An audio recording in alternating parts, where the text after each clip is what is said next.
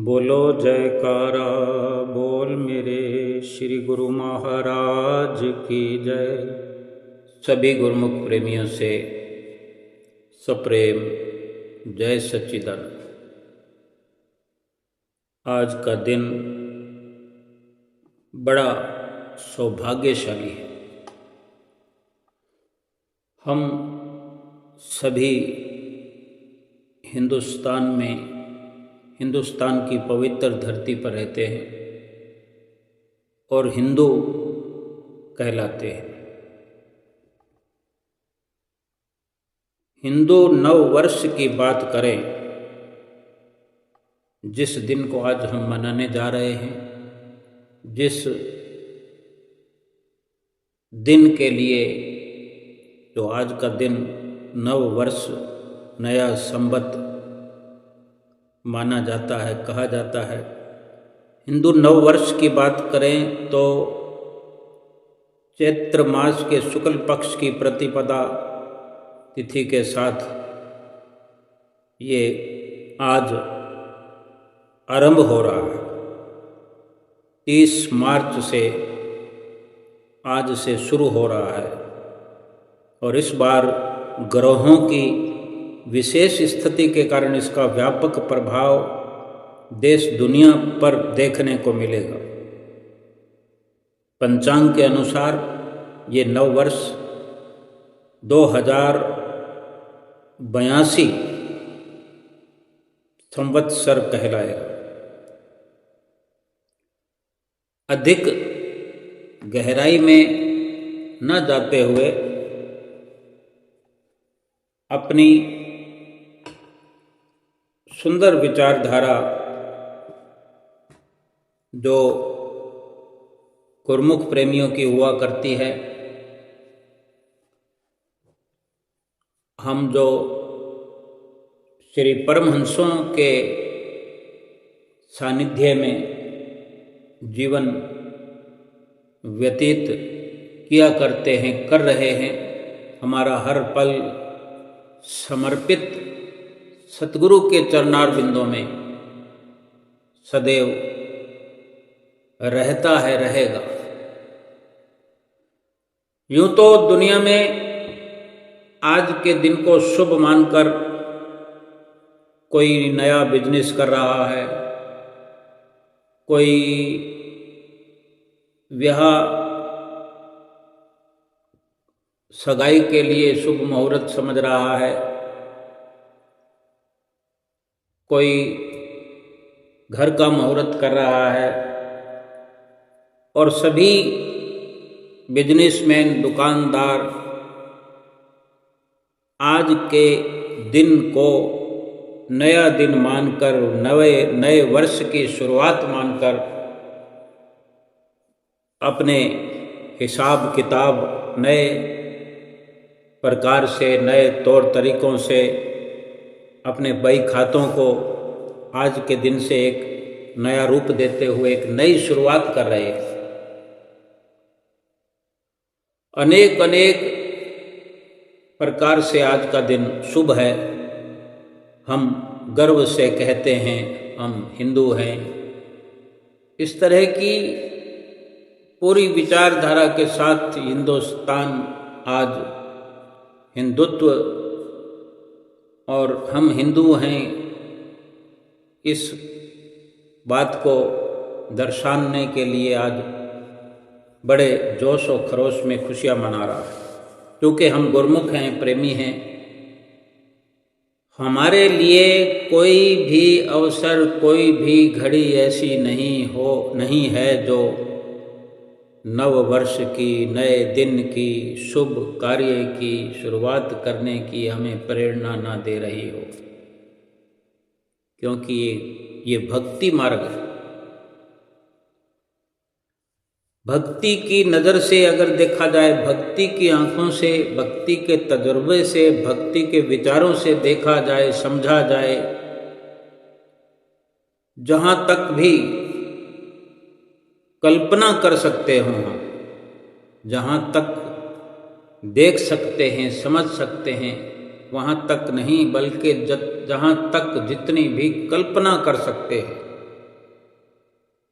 वहाँ तक हमें चारों ओर भक्ति ही सदा सुखदायी नजर आएगी। भक्तिवान इंसान ही हर वक्त अपनी भक्ति के परिवेश में खड़ा हुआ अपने आप को सौभाग्यशाली कह सकता है। यानी केवल आज का दिन ही शुभ नहीं है, बल्कि गुरुमुखों का हर दिन शुभ है, हर घड़ी शुभ है, हर लगन शुभ है। क्यों कि वो अपने सुंदर सुंदर निष्काम कर्मों से, सुंदर भक्ति में लीन हुए सतगुरु की रहनुमाई में जीवन व्यतीत करते हैं। कहते हैं ना, संतों के सदा दिवाली, आठों पहर आनंद। अब दुनिया में तो दीपावली एक दिन मनाई जाती है साल में, लेकिन संतों के, भक्तों के, सेवकों के सदा दिवाली है। और सदा भी नहीं बल्कि आठों पहर यानी 24 घंटे, आठों पहर यानी 24 घंटे दिवाली है,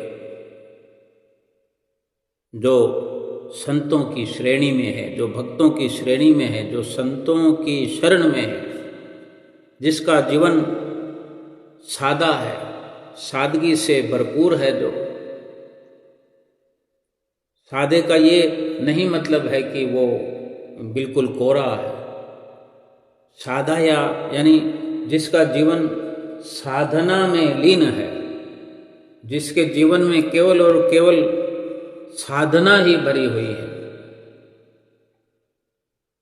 किसी प्रकार की लाग लपेट नहीं है। ऐसे अनेकों अवसर आते हैं, रोज कोई ना कोई पर्व आता है, आए दिन कोई ना कोई पर्व होता है, खुशी मनाई जाती है, भागों वाला दिन, भागों वाली घड़ियां मानी जाती है। लेकिन महापुरुष फरमाते हैं कि दुनिया में जहां भी नजर डालो, जिस पर नजर डालो, हर कोई दुखी नजर आता है। महापुरुष कुछ और इशारा करते हैं कि हमारी सोच ऐसी हो जाए, हमारा विचार ऐसा हो जाए, हमारा रहन सहन ऐसा हो जाए। हमारे महापुरुष हमें क्या सिखाते हैं? ये जितनी हम रचना देख रहे हैं श्री दरबार की, श्री परमहंसों की, श्री हुजूर गुरु महाराज जी की, इससे क्या हम निष्कर्ष निकालते हैं? हर किसी का अपना नजरिया है। अगर यकीन करना आ जाए, विश्वास हो जाए कि ये सारी रचना हमारे लिए रचाई गई है, ये समझ में आ जाए, तो फिर ये रचना तो रोज की रोज आगे बढ़ती जा रही है। महापुरुष बढ़ा रहे हैं। जिस कार्य को प्रथम पातशाही गुरु महाराज जी ने शुरू किया, जिस रूहानी सफ़र करते हुए ये रूहानी सफ़र को शुरू करते हुए ये रूहानी दरबार बनाया,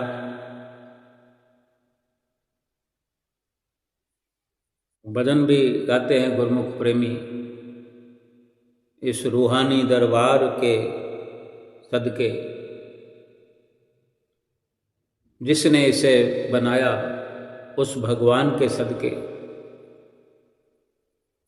अगर गहराई में जाकर के विचार करें, अपने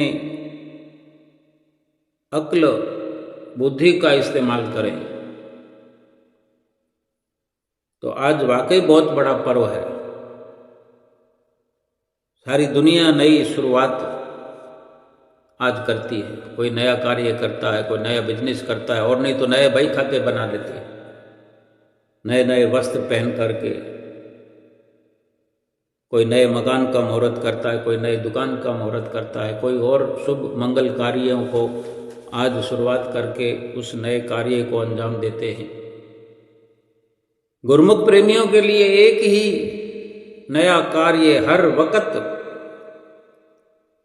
बाकी रहता है।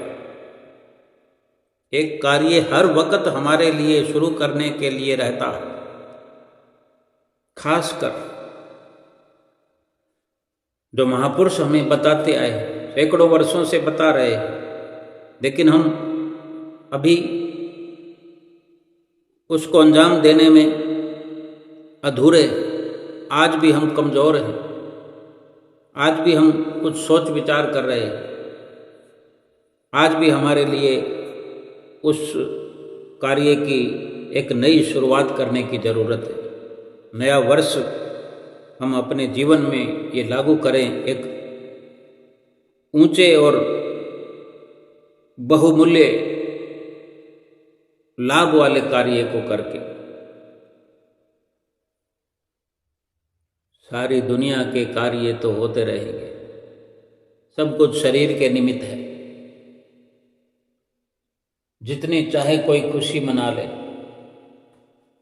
लेकिन शरीर तक ही सीमित है। सतगुरु जो कार्य करना हमें सिखाते हैं, बताते हैं, जो कार्य कराना चाहते हैं, वो आद जुगाद से बाकी पड़ा हुआ है, अधूरा है। अनेकों बार हमने शुरुआत की होगी। हमारा इशारा हम यूँ समझें कि हम अपने आप से ही विचार करें कि हमने कितनी बार 5 नियमों को पूरा तरह से लागू करने की कोशिश की, लेकिन कहीं ना कहीं अधूरापन रह जाता है। कभी आरती को पूरा करने की कोशिश करते हैं तो सेवा कार्य में कहीं अधूरापन रह जाता है। सेवा कार्य को पूरा करने की कोशिश करते हैं तो आरती में अधूरापन रह जाता है। कहीं सत्संग में कमी रह जाती है, कहीं दर्शनों में कमी रह जाती है, कहीं भजन अभ्यास में कमी रह जाती है। चाहे हम जितना भी प्रयास करते हो, जितना भी हम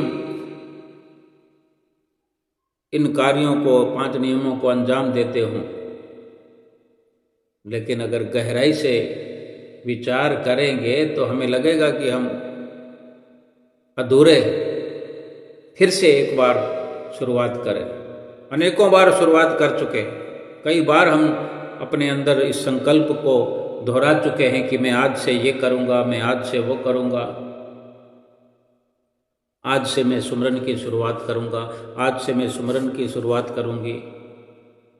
कहीं हम आधा घंटा की शुरुआत कर चुके होते हैं तो कई बार ये संकल्प करते हैं कि अब एक और आधा घंटे की शुरुआत करेंगे। यानी 2 घंटे अगर सुमरन करना है तो आज तक हम अंजाम तक पहुँचे नहीं हैं, पहुँच नहीं पाए हैं। अगर 2 घंटे पूरा करते भी हैं तो उसमें भी अनेक प्रकार से हम कुछ न कुछ कमी छोड़ देते हैं, कुछ अधूरापन छोड़ देते हैं।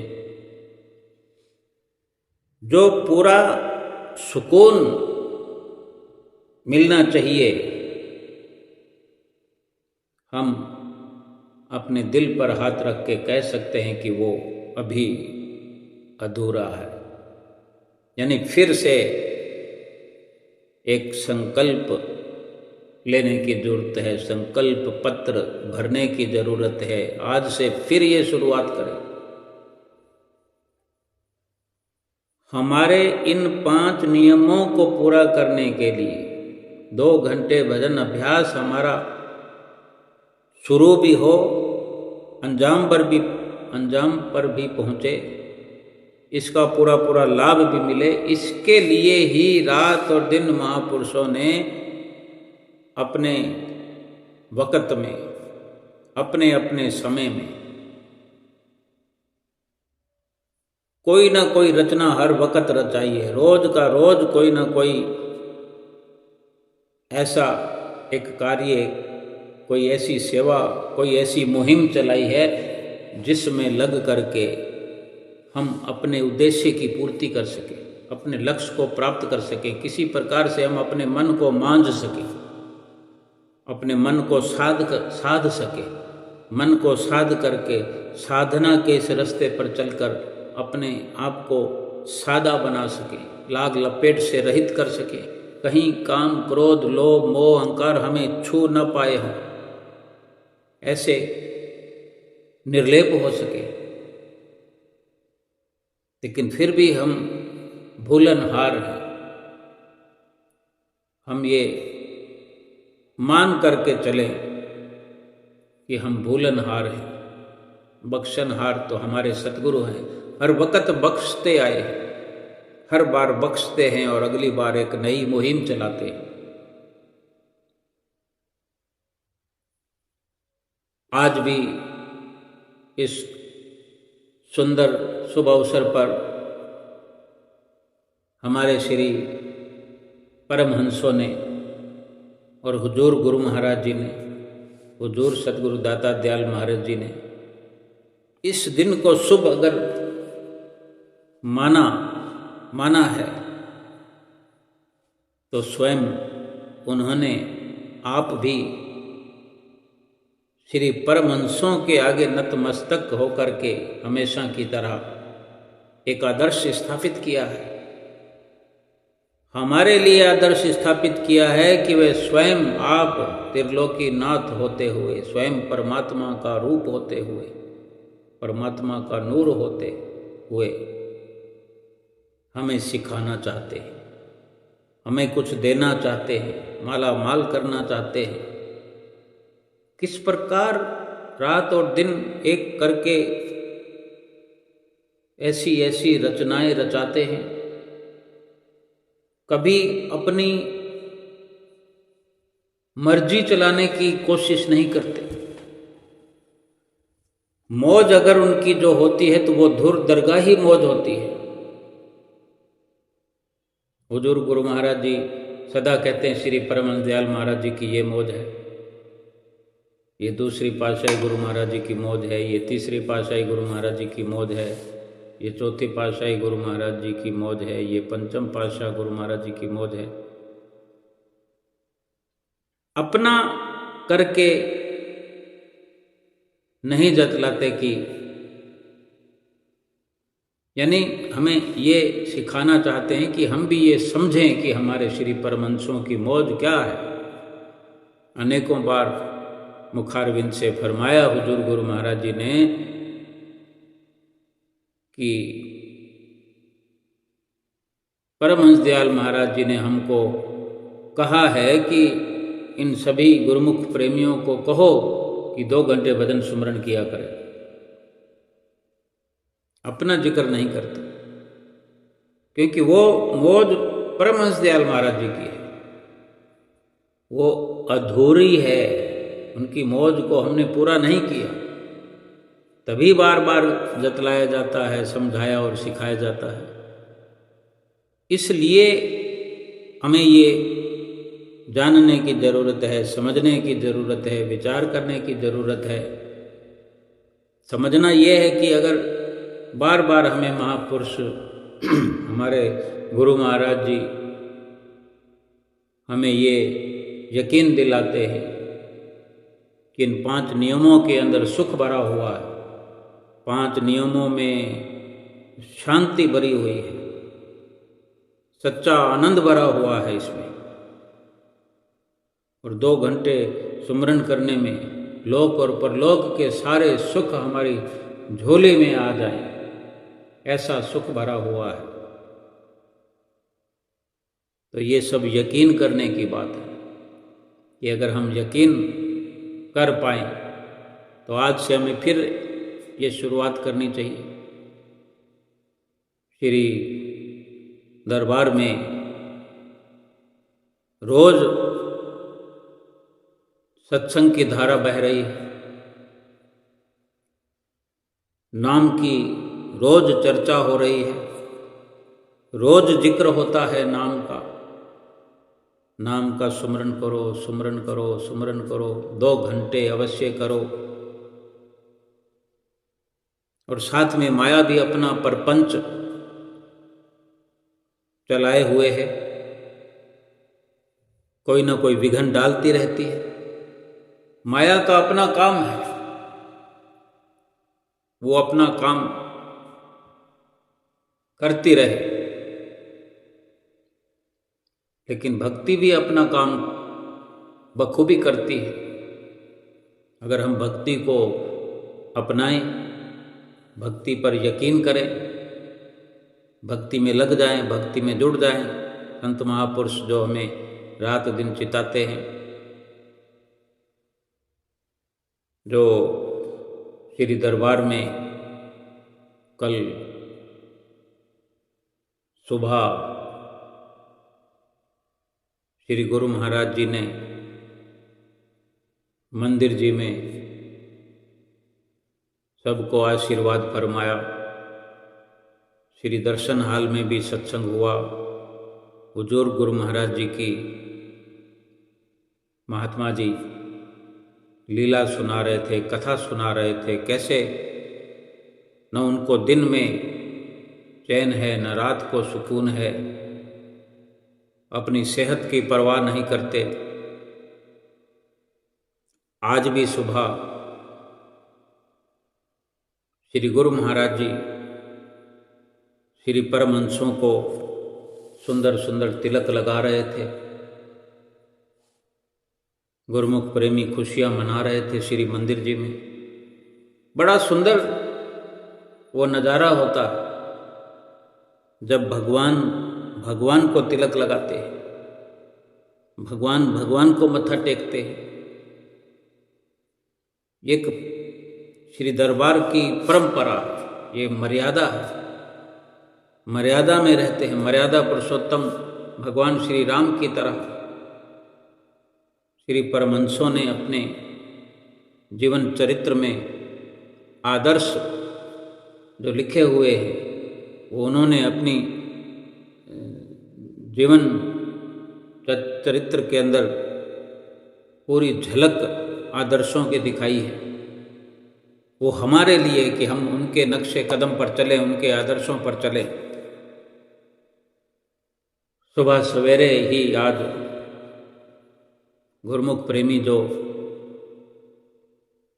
दर्शनों में श्री दरबार में पहुँचे हुए हैं, इस भाव के साथ कि मेरा तो आज का ये नव संवत का जो दिन है बड़ा खुशियों भरा है कि मैं श्री गुरु महाराज जी के दर्शन कर रहा हूँ, श्री गुरु महाराज जी के दर्शन कर रही हूँ। अनेकों गुरुमुख प्रेमी श्री दरबार में इस वक्त पहुँचे हुए हैं। गुरुमुख प्रेमी आ रहे हैं, जा रहे हैं, कुछ रुक जाते हैं।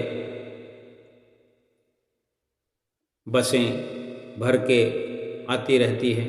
अभी कुछ संवत के हिसाब से भी गुरुमुख प्रेमी आए हैं, आ रहे हैं।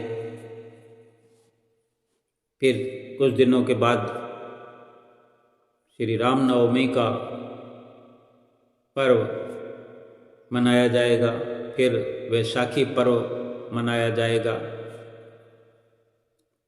ऐसे रोज के रोज गुरुमुख प्रेमियों का आना जाना श्री दरबार में लगा रहता है। गुरुमुख प्रेमियों की खुशी, गुरुमुख प्रेमियों का आनंद श्री सतगुरुदेव महाराज जी के चरणार बिंदों में भरा हुआ है। जो सतगुरु के चरणार बिंदों में पहुंच करके अपनी झोलियां खुशियों से भर भर के ले जाते हैं।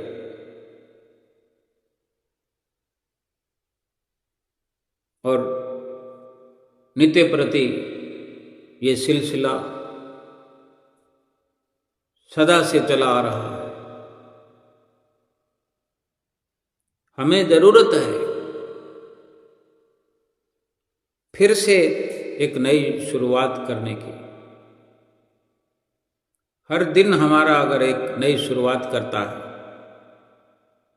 हर दिन अगर हम ये नई शुरुआत करते हैं, देखें कि कल कुछ कमी रह गई थी, आज फिर से एक नई शुरुआत करें। हमारी श्री आरती पूजा में कुछ कमी है, सेवा में कुछ कमी है, सत्संग में सुनने सुनाने में बैठने में अमल करने में कुछ न कुछ कमी है। सत्संग सुन लिया तो उस पर अमल करने में कमी है। जिधर से भी हम विचार करके देखें, जिधर से भी हम एक अपना नजरिया बनाएं कि महापुरुष हमें क्या से क्या बनाना चाहते हैं, इस नजरिए से अगर विचार करें तो हमें अपनी कमियों को सुधारने का अवसर भरपूर मिलता है, मिल रहा है, मिलता रहेगा। हर घड़ी हर पल हमने एक नई शुरुआत करते रहना है। महापुरुषों ने हमारे लिए क्या क्या नहीं किया। कल श्री दर्शन हाल में महात्मा जी सुंदर सत्संग सुना रहे थे। गुरमुख प्रेमी हमेशा की तरह श्री दर्शन हाल में पहुंच करके इंतजार कर रहे थे श्री हुजूर सतगुरु दाता दयाल महाराज जी के आने की। इंतजार की घड़ियां समाप्त हो गई। श्री गुरु महाराज जी सिंहासन पर आकर विराजमान हो गए।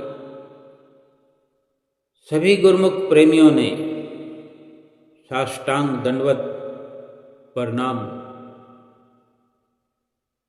श्री हुजूर के चरणों में किया। श्री गुरु महाराज जी ने भी अपने मुखारविंद से हुक्मनामा फरमाया, सबको हुक्म देकर उठाया। गुरमुख प्रेमियों के चेहरे देखने वाले होते हैं।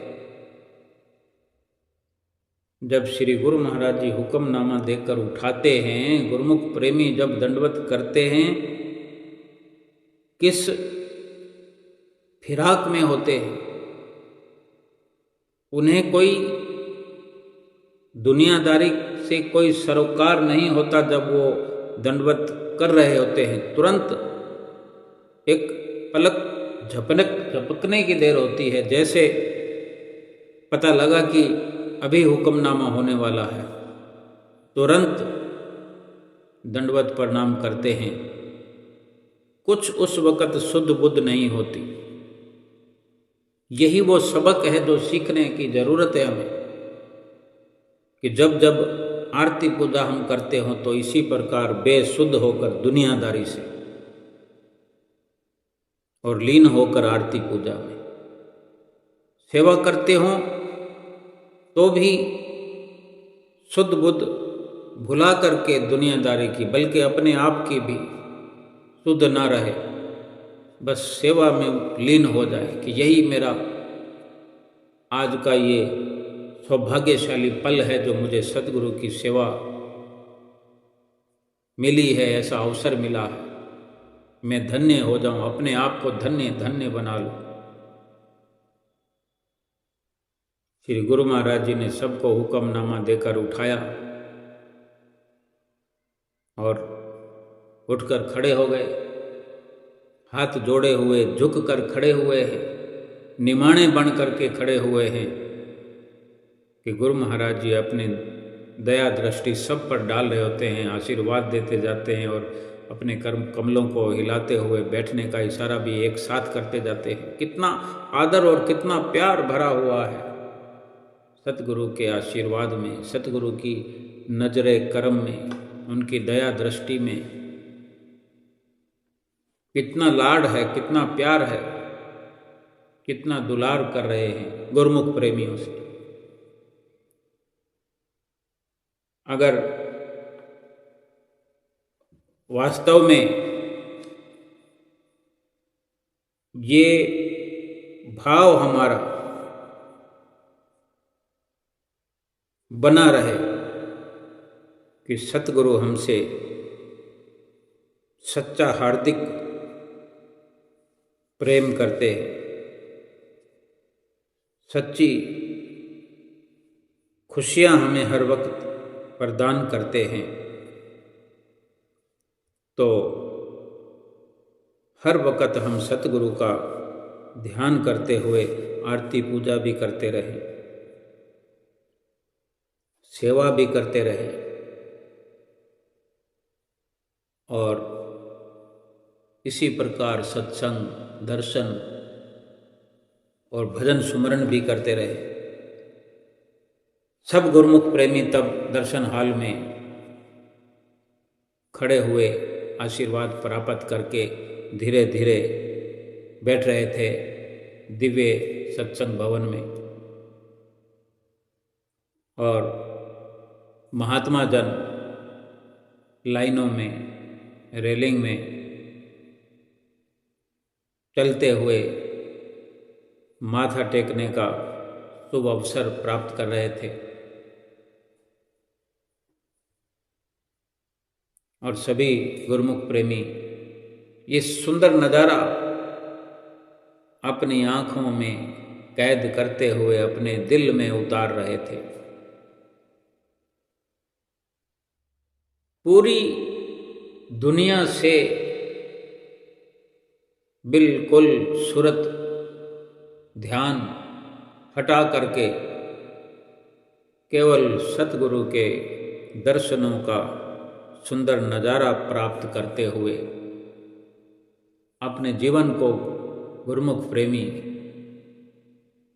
सकारात्मक करने में लगे हुए सभी महात्मा जनों ने माथा टेक लिया और फिर सुंदर सत्संग की शुरुआत हुई।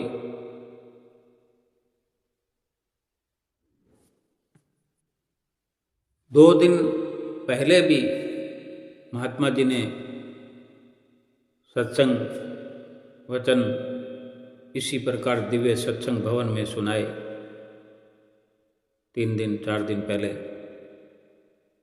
कि महापुरुषों ने कितना त्याग हमारे लिए किया,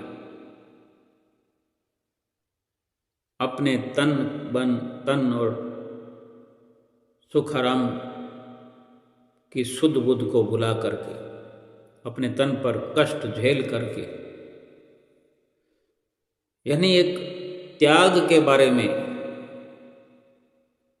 समझा रहे थे, त्याग का पाठ पढ़ा रहे थे कि अगर इंसान, एक गुरुमुख प्रेमी अगर अपने सुख का त्याग करे, आराम का त्याग करे, शरीर के सुख आराम का त्याग करे, संसारिक विचारों का त्याग करे, तो सच्चा सुख मिलता है। संसारिक धन का त्याग करे तो सच्चा धन मिलता है। संसारिक खुशी का त्याग करे तो सच्ची खुशी मिलती है। संसार में रहकर ही ये सब का सब किया जा सकता है। हमारे महापुरुषों ने यही आदर्श स्थापित किया है। किस प्रकार रात और दिन सेवा कार्य चला करके किसी भी प्रकार से यही लक्ष्य पूरा करने में लगे रहते हैं कि इस तन से, इस शरीर से जितना परोपकार हो जाए, इस कीमती अनमोल समय में जितना परोपकार हो जाए, अगर उन्होंने ये त्याग न किया होता, श्री आनंदपुर धाम ना बनाया होता, ये रूहानियत का रास्ता ना बनाया होता, हमें ना दिखाया होता, हम कैसे रूहानी लाभ प्राप्त करते। जब उन्होंने इतना त्याग और परिश्रम किया है तो हमें भी विचार अवश्य करना चाहिए। आज फिर से ये अवसर मिला है हमें, ये शुभ दिन हमें एक नई शुरुआत करने के लिए मिल गया है।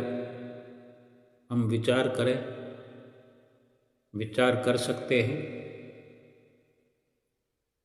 जितना जी चाहे उतना हम अपनी रूह का भला कर सकते हैं।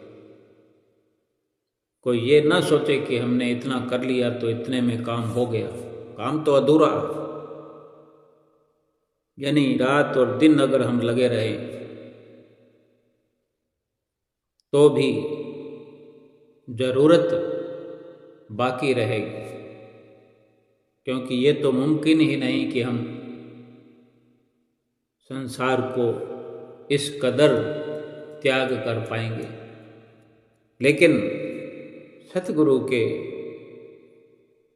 त्याग और बलिदान को देखने समझने की अगर हम कोशिश करेंगे तो हमें, और जो उनके बताए हुए 5 नियम हैं, 2 घंटे भजन सुमरन का फरमान है, अगर इस पर अमल करने की कोशिश करेंगे, इस पर चलने की कोशिश करेंगे, आगे बढ़ने की कोशिश करेंगे, थोड़ा थोड़ा करते करते करते हम पूरी तरह महापुरुषों के आदर्शों को अपने जीवन में उतार सकेंगे। और फिर सतगुरु की प्रसन्नता मिलते मिलते मिलते सतगुरु की प्रसन्नता हमारी झोली छोटी पड़ जाएगी। इतनी सतगुरु प्रसन्नता हम पर लुटाएंगे कि फिर हमें कुछ और करने कराने की ज़रूरत नहीं है। बस रात और दिन सतगुरु के आदर्शों का पालन करने में ही व्यतीत होता रहेगा। और इस प्रकार से सतगुरु जो एक मिशन के तहत एक मिशन के साथ इस दुनिया में आए हैं, उनका मिशन पूरा होगा। और हमारा भी मिशन यही है कि हम भी इसी कार्य को करने आए हैं। कोई सोचे कि मैं दुनिया के अंदर ये मोटर गाड़ियाँ, महल, बंगले, पद प्रतिष्ठा बनाने के लिए आया हूँ, ये रोज नित्य नए मुहूर्त करने के लिए आया हूँ, ये मेरा मकान बन गया, ये मेरी दुकान बन गई, इसका मुहूर्त हो गया, इसका मुहूर्त हो गया, अब इस बच्चे की शादी होगी, उस बच्चे की शादी होगी, यही सब सफलता प्राप्त करने आया हूँ। नहीं, वो निमित्त मात्र बन करके अवश्य करना है, लेकिन असली कार्य जो है वो हमारा यही है कि हम इस मिशन के साथ आए हैं कि हम जीवात्मा का उद्धार करने के लिए आए हैं।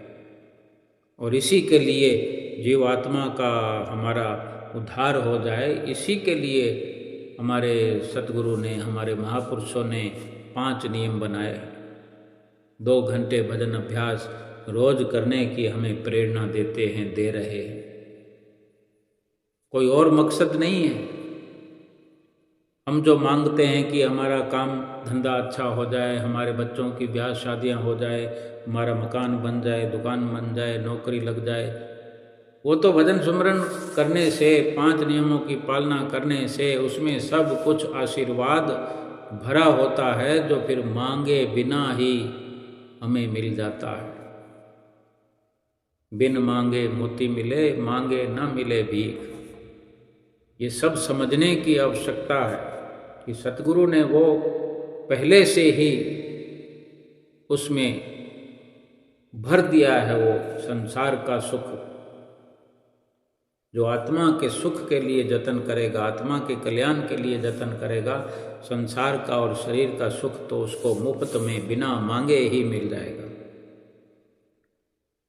आओ इस प्रकार श्री गुरु महाराज जी का हुक्मनामा सुनते हुए महात्मा जी का सुंदर महापुरुषों का त्याग के बारे में क्या फरमान है, क्या वचन है कि महापुरुष हमारे लिए कितनी चिंता रात दिन करते हैं, और हम स्वयं अपने फर्ज और अपने कर्तव्य का हम खुद फैसला करें कि हमारा कर्तव्य हमारी गुरुमुखता कैसी होनी चाहिए।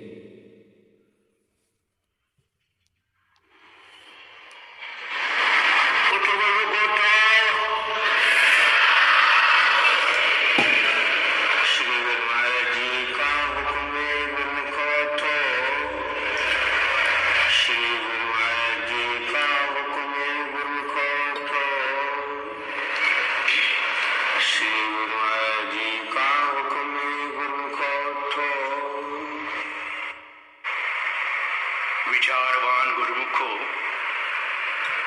सम्मुख सुशोभित श्री श्री 108 श्री हुजूर सद्गुरुदेव जी महाराज के पावन दर्शन करते हुए प्रेम सहित बोलिए जयकारा। बोल मेरे श्री गुरु महाराज की जय। गुरुमुखो, जब जब भी महापुरुषों के उपकारों का वर्णन होता है, तब तब गुरुमुखों के अंतर्मानस में यह विचार उत्पन्न होता होगा कि महापुरुषों की यह लौकिक लीला,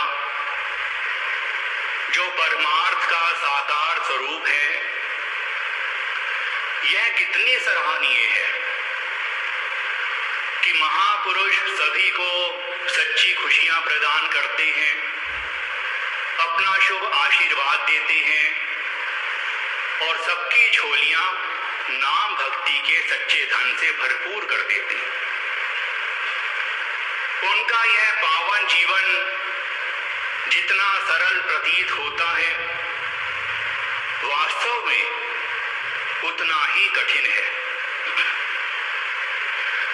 जीव कल्याण के लिए वे कैसे कैसे कितने कितने कष्ट उठाते हैं।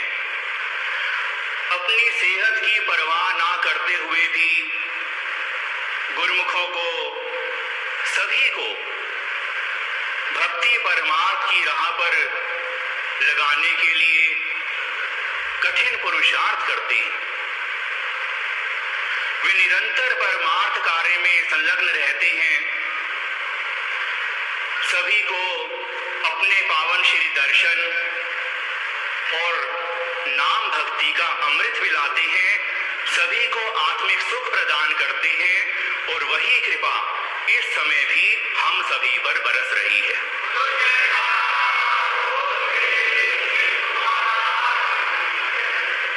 इसीलिए विचारवानों ने कथन किया है कि पर उपकार की खातिर जग में महापुरुष अवतार धरे। पर उपकार की खातिर जग में महापुरुष अवतार धरे, नाम की नौका पर बिठलाकर भव सागर से पार करे। अपने तन पर कष्ट उठाकर कष्ट जहां के हरते हैं, अपने भक्तों के दामन में सच्ची खुशियां भरते हैं। यह वास्तविकता है कि भक्ति परमार्थ की राह पर महापुरुष अपनी हर ख्वाहिश की आहुति दे चुके होते हैं,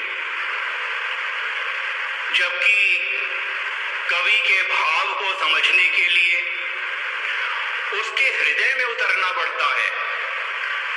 लेकिन महापुरुषों का यह पावन पारमार्थिक जीवन चरित्र इतना पवित्र और इतना विचित्र होता है, जो जीव बुद्धि की समझ से परे होता है। उनको समझा नहीं जा सकता, क्योंकि यह भक्ति परमार्थ का मार्ग, कुर्बानी का, त्याग का मार्ग है।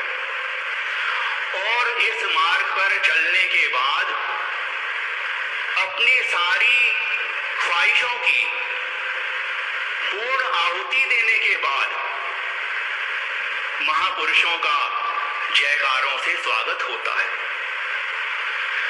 इसीलिए यह लिखा गया है कि छोड़ दी सब ख्वाहिशें, कुछ अलग करने के लिए, छोड़ दी सब ख्वाहिशें कुछ अलग करने के लिए, राम ने खोया बहुत कुछ श्री राम बनने के लिए। कहने सुनने में तो पल भर भी नहीं लगता कि महापुरुष कैसे कैसे कितने कितने कष्ट सहन करते हैं, और इसीलिए अंतर्मानस में यह भाव उत्पन्न होता है कि महापुरुषों का चित्त आकाश से भी विशाल विस्तृत होता है, समुद्र से भी गहरा होता है और हिमालय से भी ज्यादा अडिग होता है, दृढ़ होता है। गुरुमुखों, महापुरुषों के गुण, उनके त्याग, उनके उपकारों के सामने जीव अहंकार रहित हो जाते हैं और इसीलिए उनके सम्मान में दंडवत वंदना करते हैं और उनके नाम का जयकारा बोलते हैं।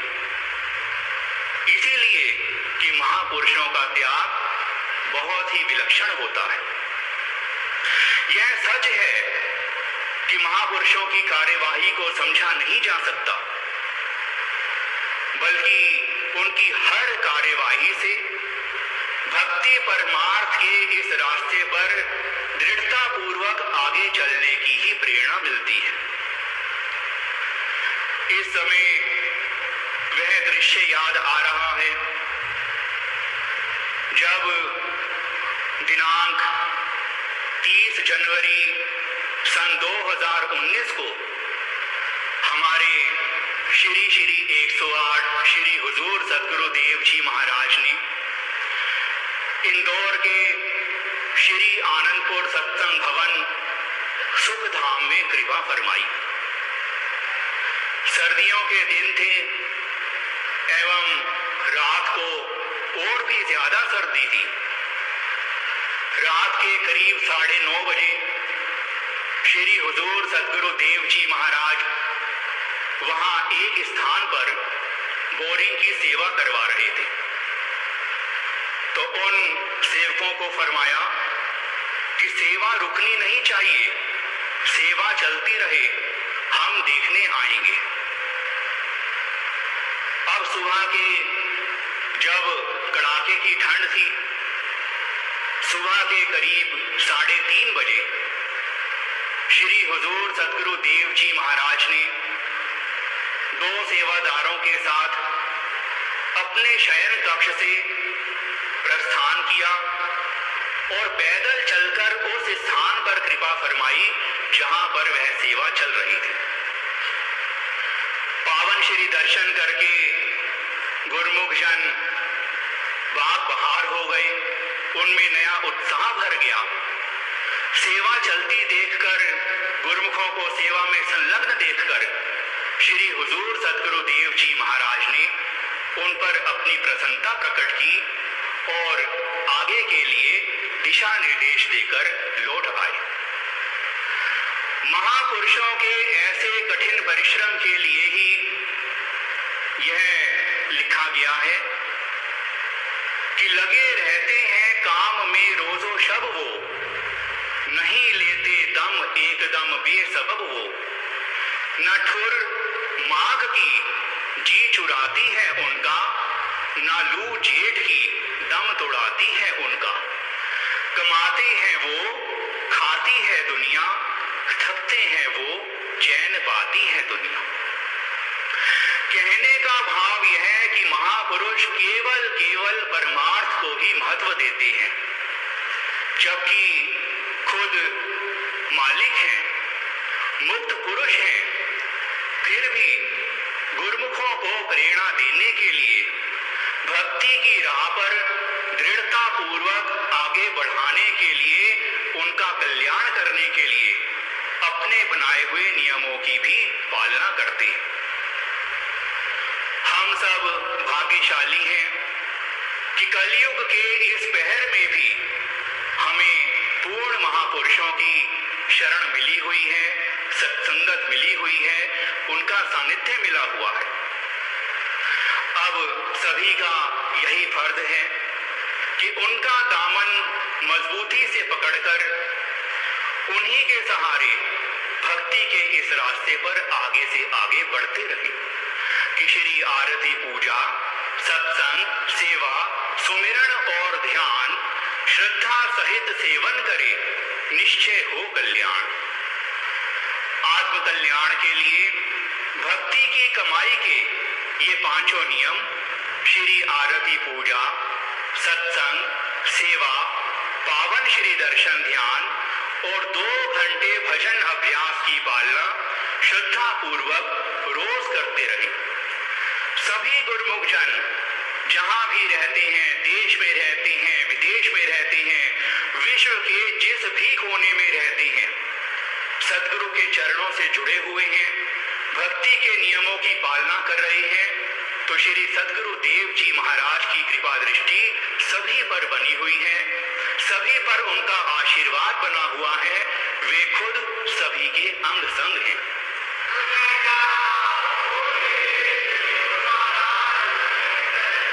अब इस कृपा को प्राप्त करते हुए गुरुमुख जन हमेशा आनंद मग्न रहे, प्रसन्न चित्त रहे, हमेशा सुरक्षित रहे।